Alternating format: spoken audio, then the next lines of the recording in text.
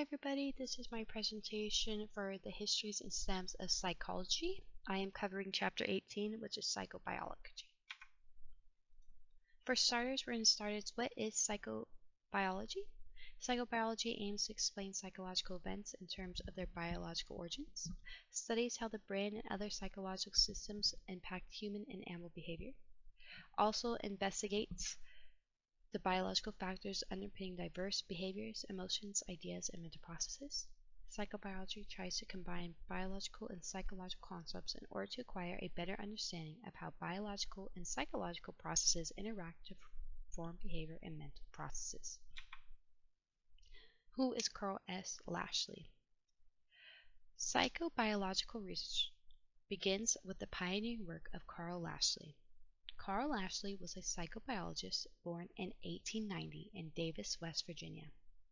Lashley earned his bachelor's degree at West Virginia University and his master's degree in bacteriology at the University of Pittsburgh. He went to Johns Hopkins University, where he received his PhD in genetics under H. S. Jennings in 1914. While at Johns Hopkins, Lashley was influenced by John Watson, and much of his early work echoed Watson's beliefs. What is the Enneagram? The Enneagram is supposed to be a neuropsychological locus of memory and learning. Carl Lashley sought the Enneagram in vain, as have other subsequent researchers. Lashley felt frustrated with the Enneagram and expressed that he felt the series of experiments has yielded a great bit of information about what and where memory trace is not. Lashley's studies with animals, which were mainly rats, and his search for the Enneagram were carried on by several of his students. Who is Donald Hebb and his contributions? Donald Hebb was a Canadian psychologist who was born in 1904 and was born in Chester, Nova Scotia. Excuse my pronunciation. Hebb made significant contributions to the field of psychobiology. He particularly made significant contributions in the area of neural mechanisms underlying learning and memory.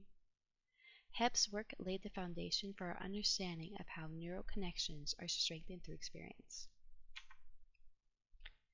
Cell assemblies and phase sequences. Hebb proposed that the neural interconnections in a newborn's brains are random. This network of neurons became structured as a result of experience and provides a mechanism of efficiently interacting with the environment. Hebb speculated that every object that we experience triggers cell assemblies. When looking at a pencil, our attention shifts to different parts, causing neurons to fire independently. With repeated stimulation, these neurons form a neurological package representing the pencil, thanks to reverberating neural activity.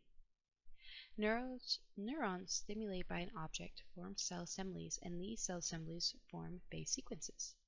In 1959, Hebb defined a phase sequence as a temporary integrated series of assembly activities representing a current in the stream of thought. And then here I provide an explanation video that goes more into Hebb's theory of these cell assimilations and phase sequences.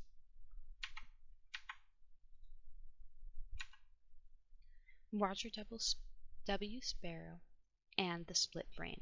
Roger Wolcott Sperry was an American neuropsychologist born in Hartfield, Connecticut.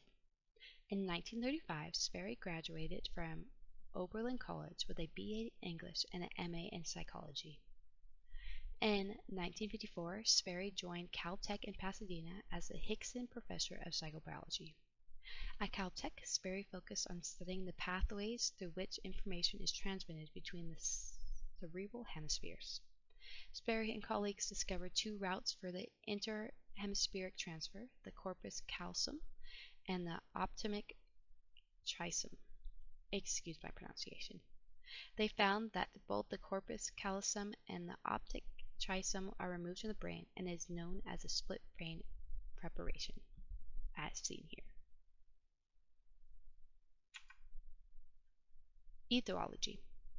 Ethology is defined as a branch of zoology, although contemporary ethologists can be found in psychology programs. Ecologists usually investigate a single category of behavior in an animal's natural habitat and seek to explain behavior in terms of evolutionary theory. Ecologists provide a great importance on species-specific behavior, observing how members of different species typically behave in specific environmental conditions.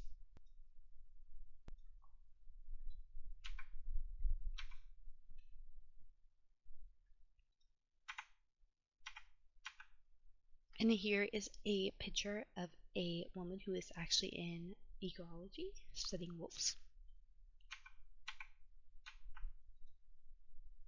Alright, evolutionary approaches. Edward Osborn, also known as E.O. Wilson, the founder of social biology. In 1953, Wilson took a course from Lorenz, and the influence of ethology on social biology is considerable. Social biologists focus on the social behavior resulting from complex interactions between an organism's biology and its environment, in contrast to studying stereotyped behavior. They utilize concepts like strategy and cost-benefit analysis in their research. What is psychobiology, which is one of the branches of evolutionary approaches? We learn in Chapter 18 that social biology, demonstrates the link between behavioral genetics and modern psychology. Barsh, 1979, suggests that humans have a biogrammar that shapes our social behavior, analogs to how immanent grammar rules structure our verbal behavior. Our genetic predisposes influence our ability to learn a language, develop culture, defend our territory, and acquire certain knowledge more easily than others. On the other side of our evolutionary approaches, of our breakdown is evolutionary psychology. In Chapter 18, we read that while social biography and evolutionary psychology are often used interchangeably, there is a disagreement among the experts. Wilson, 1998, states, evolutionary psychology is essential synonyms with human social biology. According to social biologists, the primary aim in life is to pass on our genes to the next generation, as noted by David Buss, who was an evolutionary psychologist.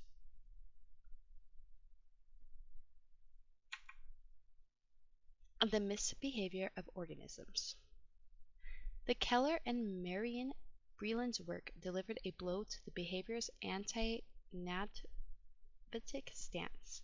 They established Animal Behavior Enterprises, a business that applied operant principles to train animals to perform a wide range of tricks.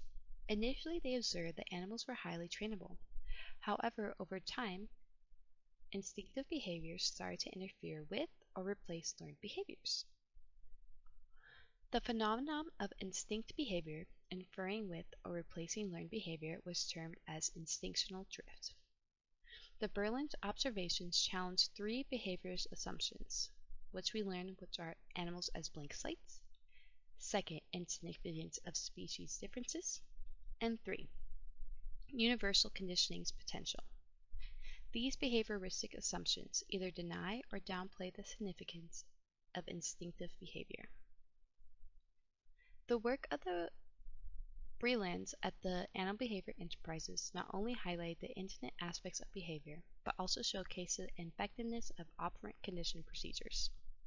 Contemporary research in psychology generally recognize the contributions of both psychology and the conditioning to behavior. However, the different perspectives lie in the relative importance that they attribute to these factors. Behavioral genetics.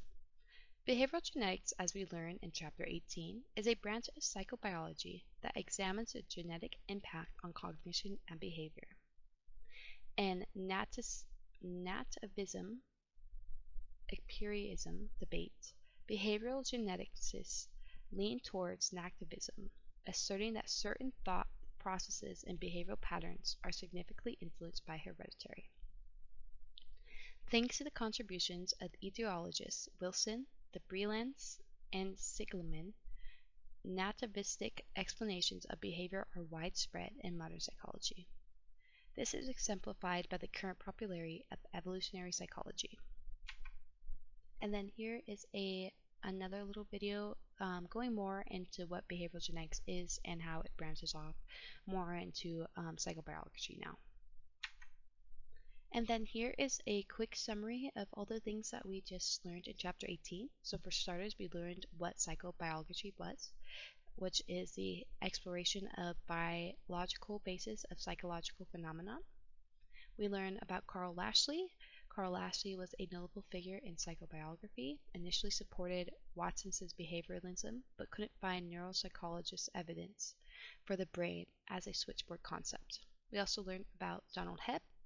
Hebb speculated on the psychobiography during the peak of radical behavioralism's influence. According to him, neurons that constantly activate together or in close succession of form a cell assembly. So Donald Hebb talked about the phase sequences in cell assemblies.